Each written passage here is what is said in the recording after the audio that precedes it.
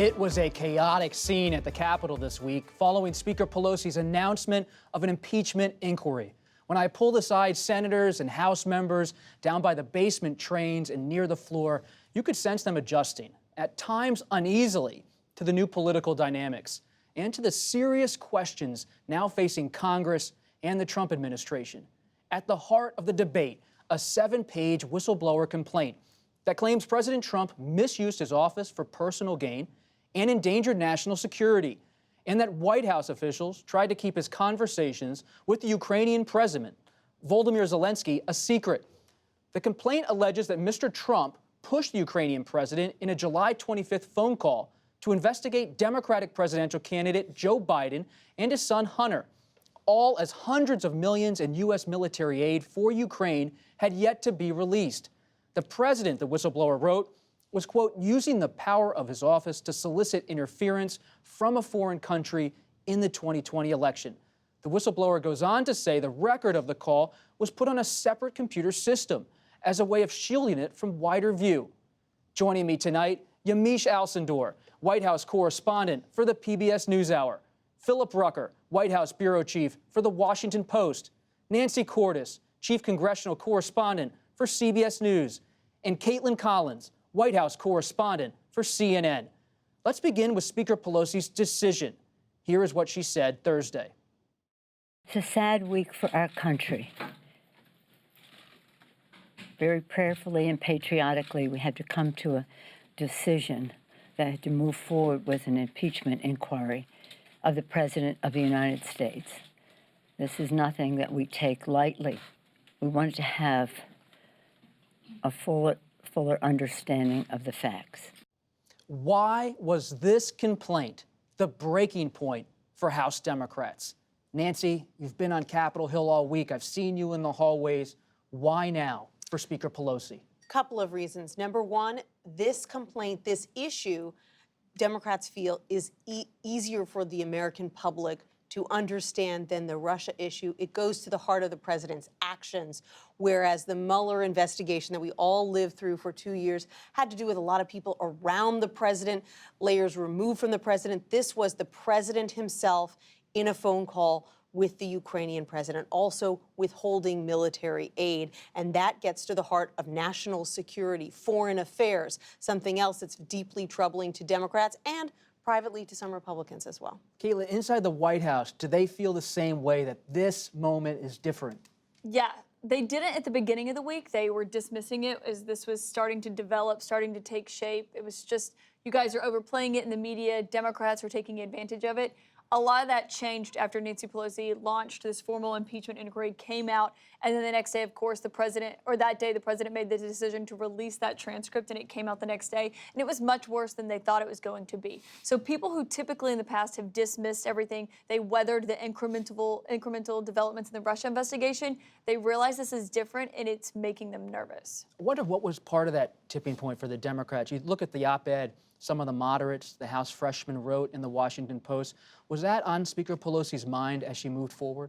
The sources I talked to close to Speaker Pelosi told me very much what Nancy just articulated, which is that for a long time, Democrats were articulating this idea that they felt like the president was using the office wrongly, that he was doing things that was completely out of the norm, that he was profiting from the presidency, that he was essentially just a bad actor in the White House. But this week, they got something that they could explain to the American people almost in the old Twitter 140 characters. It was this really, really short thing to say. The president was on the phone with a foreign leader trying to get them to meddle in the 2020 election. That's it. That's the argument that Democrats are making. That's a lot different than the Mueller report and all the things that were going on there. So I think Nancy Pelosi also felt, I think, a little pressure from her caucus because we saw John Lewis, the conscience of America in a lot of ways, this iconic person, this civil rights leader, come to the House floor and say, I am now in favor of impeaching the president or an impeachment inquiry. And what we saw there was John Lewis going out before Nancy Pelosi. So she was following her caucus, and a lot of people were ready for this. Phil, you cover President Trump day in,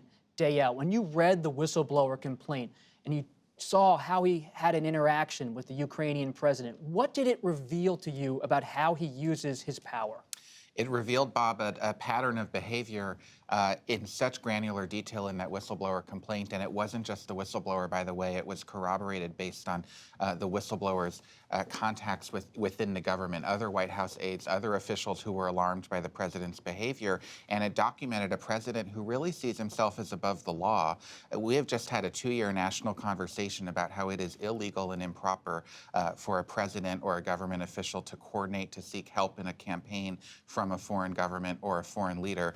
And yet that's what the document shows President Trump tried to do with his Ukrainian counterpart. If that's what it shows, why did the White House choose to release a memo about the call?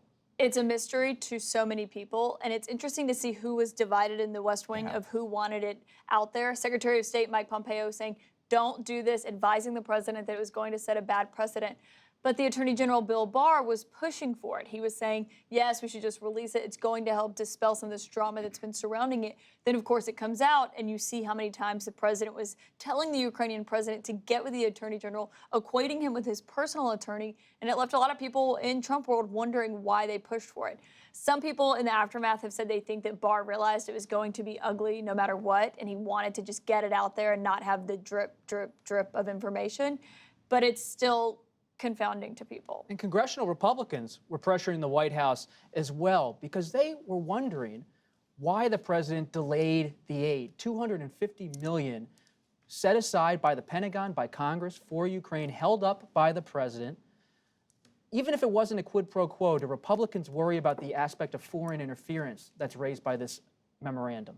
Absolutely. And the fact that we learned this week that even the leader of the Senate, Republican Mitch McConnell, who should ordinarily be a top ally of this administration, even he says that he was left in the dark about why that aid was withheld for months. He says he spoke to the Secretary of State, he spoke to the Secretary of Defense, and was given no explanation. So you really saw the leader of the Senate putting some distance between himself and the president on this issue, not throwing him a lifeline at all, saying, even I didn't know what was going on. And yes, that is troubling to Republicans because they see a huge strategic advantage in an alliance with Ukraine.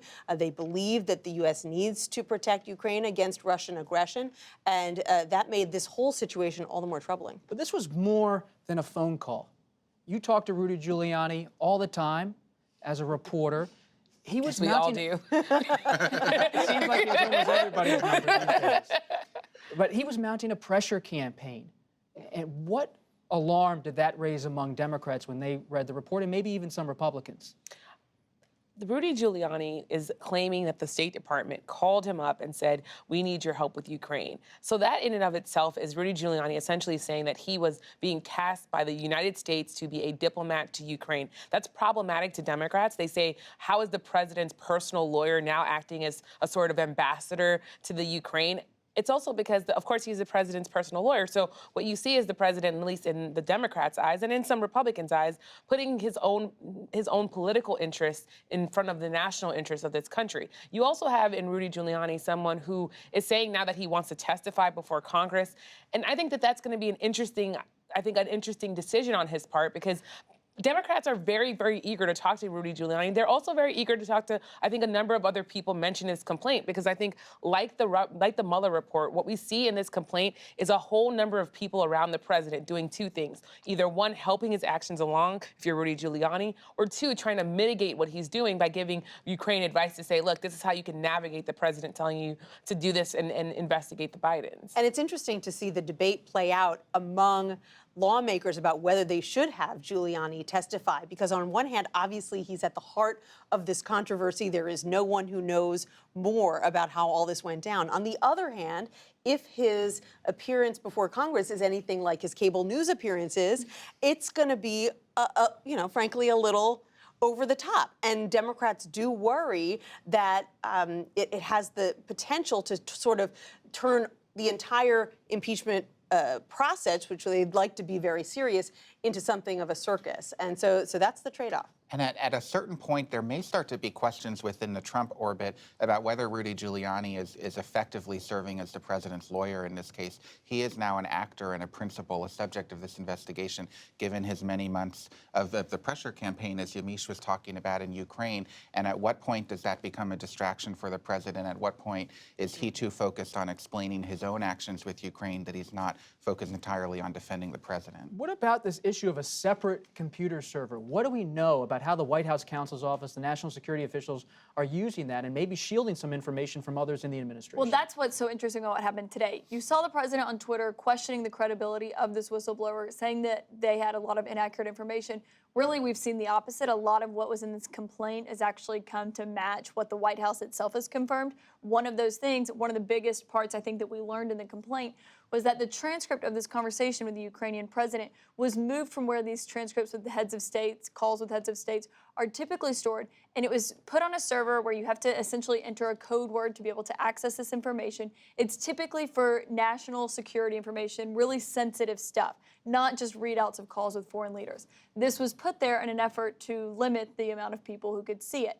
That was really interesting to people, and that the White House hadn't commented on it. But today, the whistleblower's complaint said White House lawyers directed staff to move it there. Today, we got a statement from the White House saying it was a National Security Council lawyer who told officials to move it there. What that tells you is the White House counsel's office wants to say we didn't have anything to do with this. It was a National Security Council lawyer who did it.